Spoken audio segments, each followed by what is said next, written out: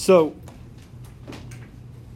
the objectives today are recognize what is a complex fraction, simplifying them by multiplying by the common denominator, and we're going to talk about some negative exponents within our complex fraction. So what's the definition of a complex fraction? Well, it's a rational expression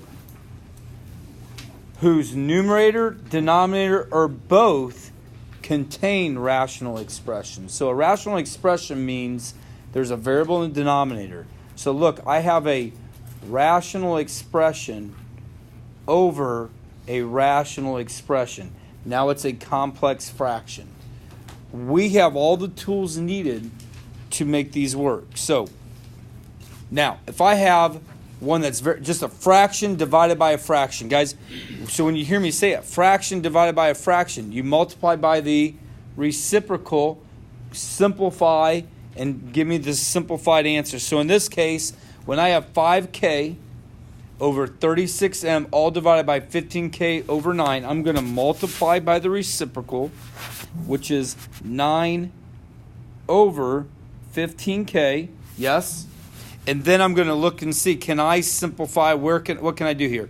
Well, look, both right here, the 5k and 15k both have a 5k in them, so this becomes a 1 and this becomes a 3.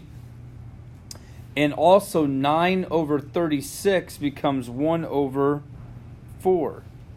So my simplified expression becomes 1 over 12m. Yeah. Is that right? And there we are. That's pretty straightforward, yes? Okay. Now they're not all going to stay quite that straightforward.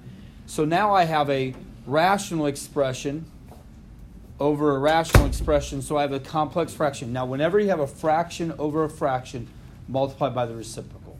Make life easier for you. So in this case, I'm going to multiply by the reciprocal, which is x plus 4 over 3. Everybody agree? Now I'm multiplying. So I don't need a common denominator. I'm looking to see, can I cross simplify? And I can't. I can't. You all with me? So now I have the expression 8x times x plus 4 all over 3 times x minus 4. Okay. You don't have to multiply through because you haven't added or subtracted anything that allows you to simplify. Okay, you all with me on that? So we're good there. Everybody good still? Okay. Next problem. Now, I have a much more complex fraction in the fact that I have rational expression plus rational expression all over a rational expression plus a rational expression.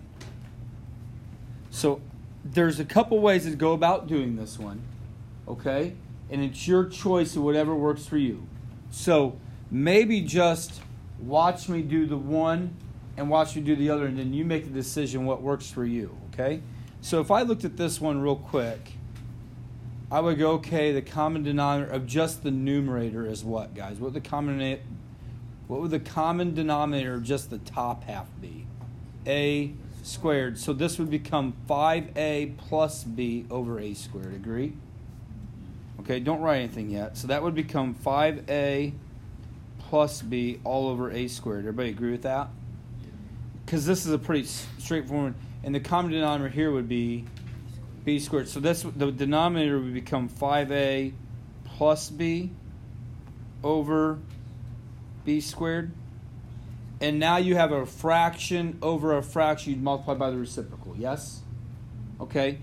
Another way to do it, especially when they get a little bit more complicated, is you go do this. You go, I'm going to multiply the entire thing by the common denominator of everything. So what's the common denominator of everything, guys? R of?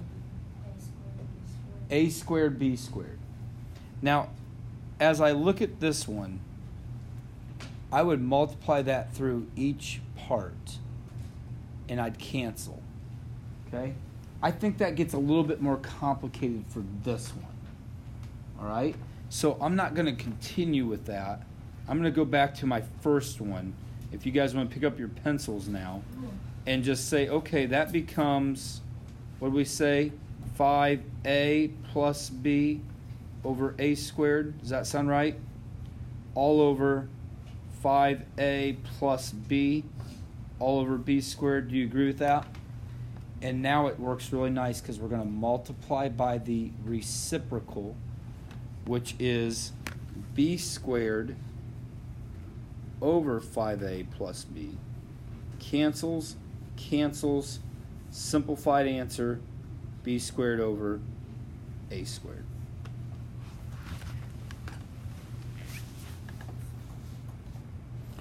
The other one would have got, now sometimes the way I said to do that one, it would have been the easier way, but this one definitely keeps it more clean. Questions up to this point, we okay? All right. So again, I have a fraction divided by a fraction, but hold on, this is what we're going to do.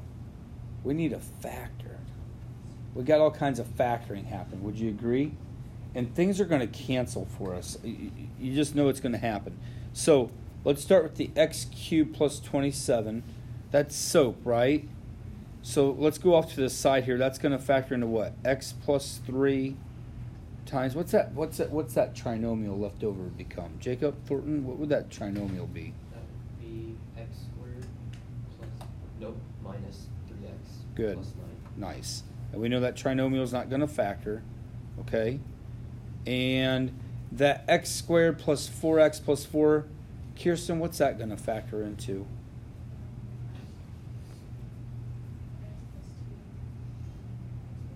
Nice, x plus 2, x plus 2.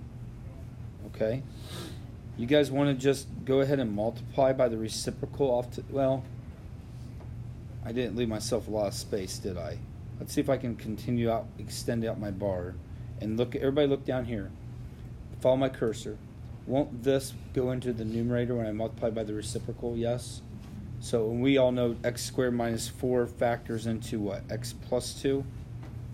X minus 2? And that x squared plus 5x, we'll move it to the denominator here because we multiply with the reciprocal. And Jacob, what's that? Schmoser, what's that factor into? X plus 2 and x plus 3. Nice. So this one actually worked out really nice because, let's see here, an x plus 3 cancels. A x plus 2 cancels. Is that it? Nothing else cancels, agree?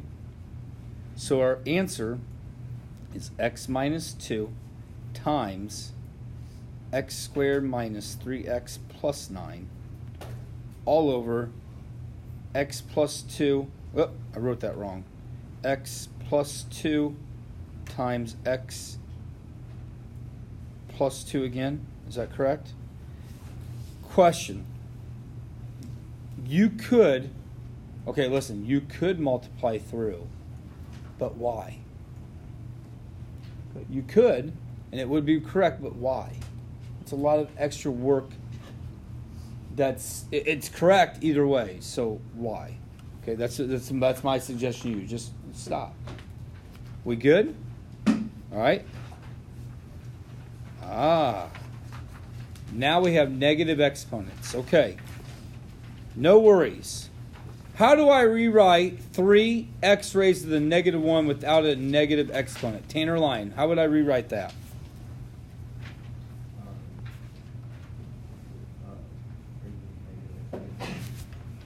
I'm sorry, would you? Well, is that 3 raised to a negative? Is that parentheses 3x raised to a negative? The answer is no. So that 3 is not raised to a negative. So how would I rewrite it now?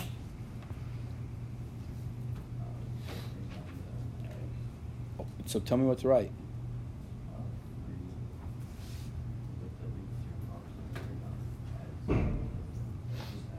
3 over x. You follow me? Plus, okay, right here, this x squared, x raised to negative 2 times y raised to negative 1. How would I rewrite that one?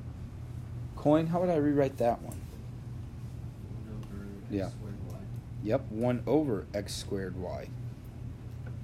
All over.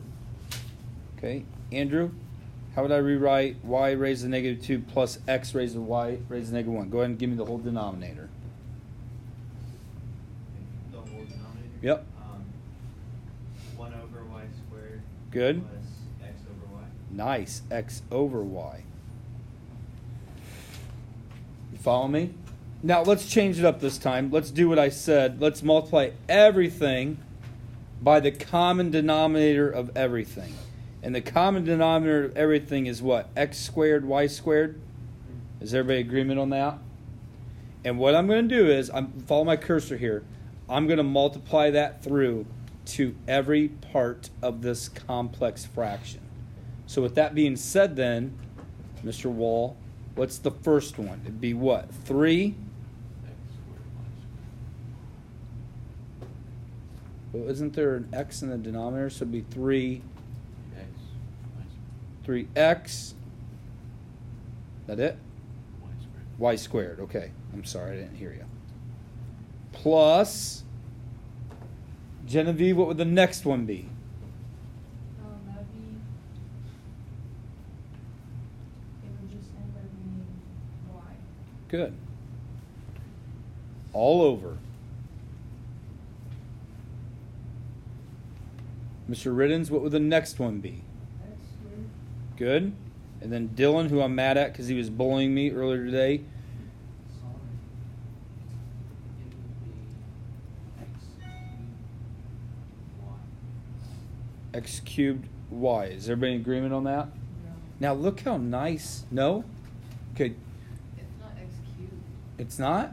Oh, never mind. I'm done. Did you say you're dumb?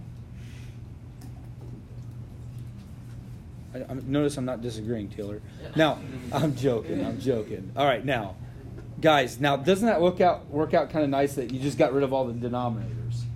Now you gotta be careful though. You need a factor. What can I factor out of my numerator? A what? A y. And what's left? 3x y plus 1. What can I factor out of the numerator? The denominator. What can I factor out down there, Genevieve? X squared. Okay. You go, Mr. Dice, why'd you do that? Because I'm not confident something won't cancel out. Now, I factored it and nothing. Did I factor correctly? Yeah. Okay, nothing does cancel. But listen to me. It will sometimes. So you need to factor and check. So what's the answer? Either one of these would have been correct. You could have circled this or this, and you would have got this one right. But if you just circled that top one and didn't check it, the next time the problem's going to get you because you need to check it. So, I mean, I don't know. I doubt if a lot of you want to take a gamble on your grade. I think I'd rather just know that I can get it right by going ahead and factoring it and checking. Is everybody clear on that? Now some of you are like, nope, I'm a high roller, I'm going for it. Play the odds. Just remember, there's a reason why Vegas is very, very, makes a lot of money. Why? The house always thinking wins. Unless you're who? Yeah, for every one of them, the house wins. Okay?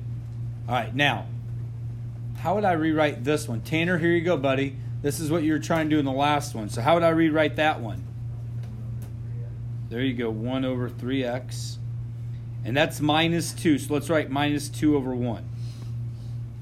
And then in the denominator, how would I rewrite that one, Mr. Yoder? 1 over 5x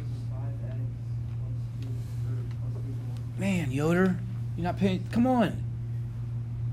There's a difference between this one and this one, bud. 5 over x Good. plus 2 over 1. Good. That's important. That's imperative, okay?